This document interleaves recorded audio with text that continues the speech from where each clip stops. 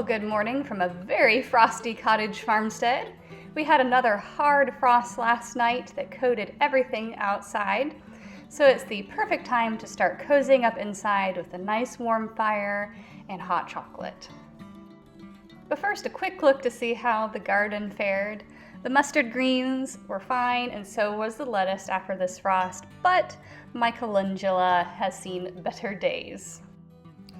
And also need to check on the water for both of the flocks and the cows to make sure that they could get a sip of it while we waited on the day to warm up to completely thaw it. And we also like to spoil our flocks with some extra corn on the really cold mornings and days so they have a few extra calories to stay nice and toasty. Now it's time to head back inside to cozy up by the fire and make my first cup of hot chocolate this winter. So we don't make this hot chocolate very often as it is very rich and indulgent, but we do enjoy it a couple of times every winter. It's based off of a European drinking chocolate, so it is made with chocolate chips or bars of chocolate rather than cocoa powder, which makes it very rich. So this recipe is very easy to scale up or down. It is 2 ounces of chocolate to half a cup of milk for each serving. You start by heating up the milk on medium-low heat on the stove, and as you let it heat up, you are looking to see bubbles forming on the edge of your pot, and that's when you know your milk is just the right temperature to start melting your chocolate.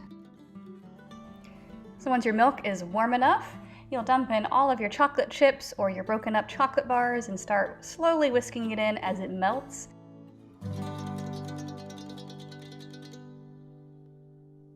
Once it's completely melted, one of our favorite secret ingredients is a dash or 2 of heavy whipping cream to make it even more rich and smooth. I didn't have any cream on hand, but I did have some unhomogenized milk, so I just poured a little bit of the cream off the top to add into our hot chocolate this morning.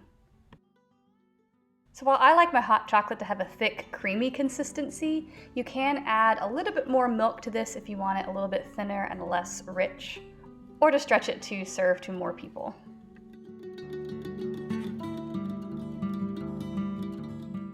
Well, I hope you're able to enjoy a delicious cup of hot chocolate this winter.